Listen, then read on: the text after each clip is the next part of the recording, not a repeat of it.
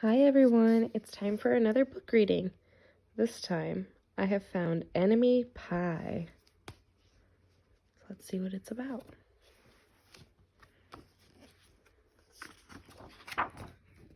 Enemy Pie, written by Derek Munson and illustrated by Tara Cowan King.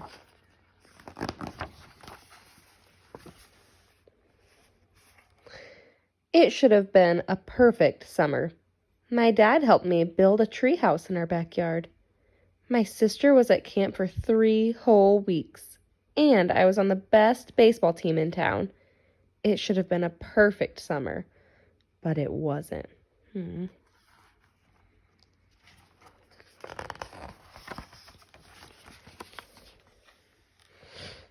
It was all good until Jeremy Ross moved into the neighborhood, right next door to my best friend, Stanley. I did not like Jeremy Ross. He laughed at me when he struck me out in a baseball game. He had a party on his trampoline, and I wasn't even invited, but my best friend Stanley was. Jeremy Ross was the one and only person on my enemy list.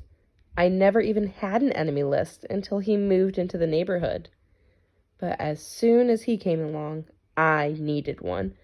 I hung it up in my treehouse where Jeremy Ross was not allowed to go.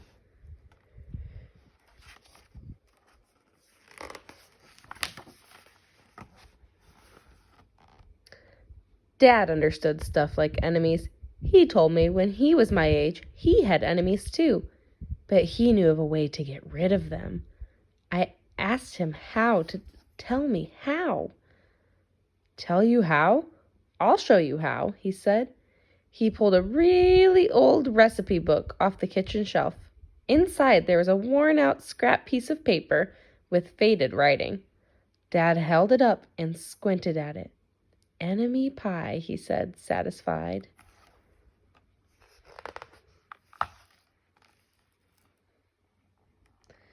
You may be wondering what exactly is in enemy pie. I was wondering too, but Dad said the recipe was so secret he couldn't even tell me.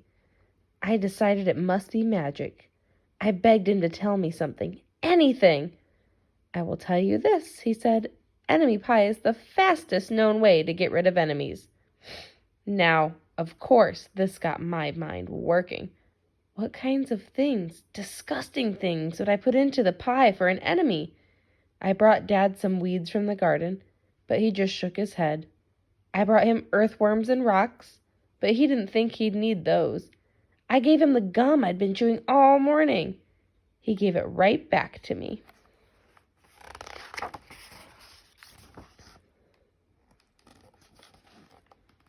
I went out to play alone. I shot baskets until the ball got stuck on the roof. I threw a boomerang that never came back to me.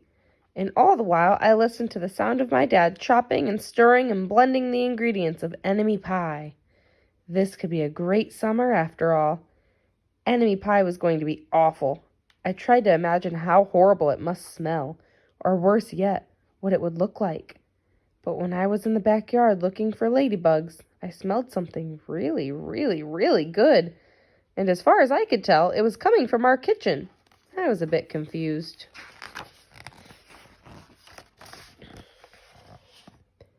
I went to ask Dad what was wrong. Enemy pie shouldn't smell this good. But Dad was smart. If enemy pie smelled bad, your enemy would never eat it, he said. I could tell he'd made enemy pie before. The buzzer rang, and Dad pulled on the oven mitts and pulled the pie out of the oven. It looked like plain old pie. It looked good enough to eat. I was catching on. But still, I wasn't really sure how this enemy pie worked. What exactly did it do to enemies? Maybe it made their hair fall out or their breath stinky. Maybe it made bullies cry. I asked Dad, but he was no help. He wouldn't tell me a thing. But while the pie cooled, he filled me in on my job.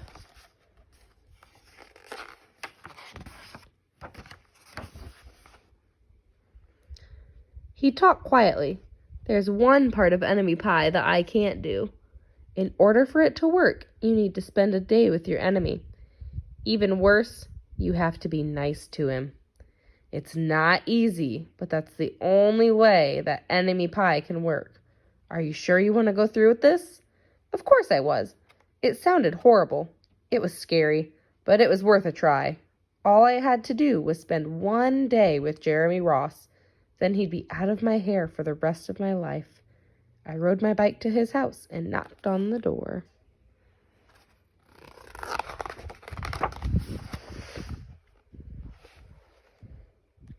When Jeremy opened the door, he seemed surprised. He stood there on the other side of the screen door and looked at me, waiting for me to say something. I was nervous. "Can you play?" I asked. He looked confused. "I'll go ask my mom," he said. He came back with his shoes in his hand. His mom walked around the corner to say hello. "You boys stay out of trouble," she said, smiling.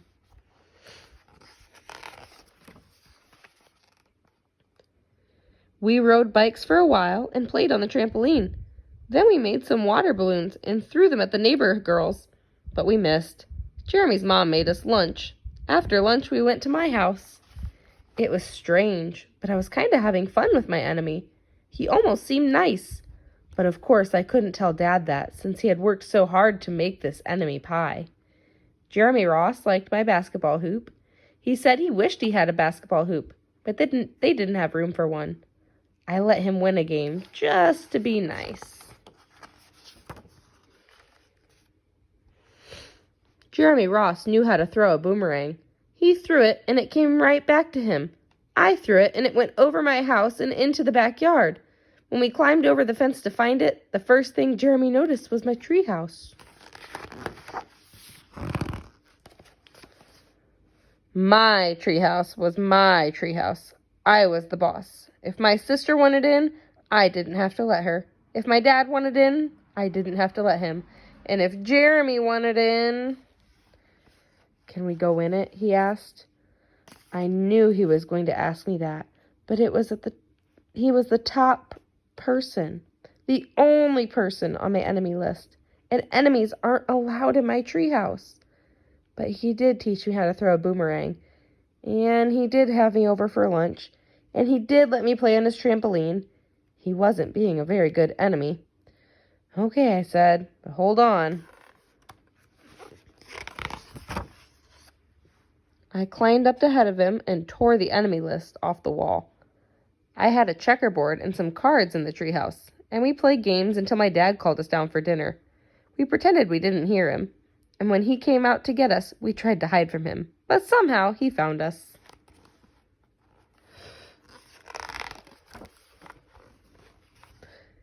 Dad made us macaroni and cheese for dinner, my favorite. It was Jeremy's favorite too. Maybe Jeremy Ross wasn't so bad after all. I was beginning to think that maybe we should just forget about the enemy pie. But sure enough, after dinner, Dad brought out the pie. I watched as he cut the pie into 8 thick slices. "Dad," I said, "it sure is nice having a new friend in the neighborhood."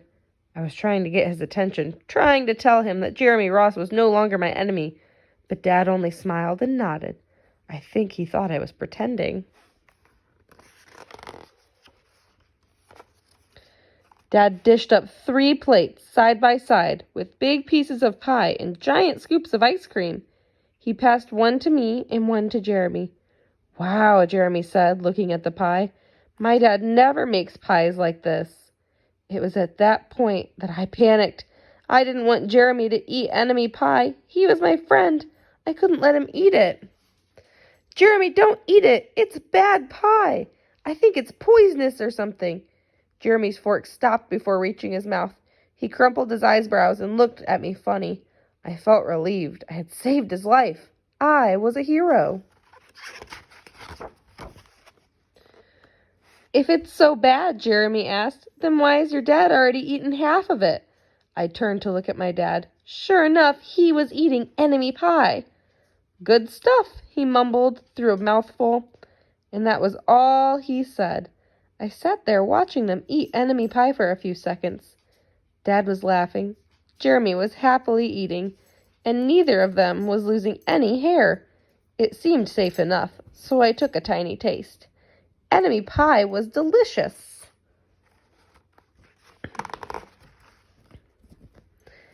After dessert, Jeremy rode his bike home, but not before inviting me over to play on his trampoline in the morning. He said he'd teach me how to flip. As for enemy pie, I still don't know how to make it. I still wonder if enemies really do hate it, or if their hair falls out, or if their breath turns bad, but I don't know if I'll ever get the answer, because I just lost my best enemy. The end. Hi, Max. So, boys and girls, to me it seems like the secret recipe for enemy pie was spending time with someone and learning about them, getting to know them a little bit better, and sure enough, maybe they'll even become your friend.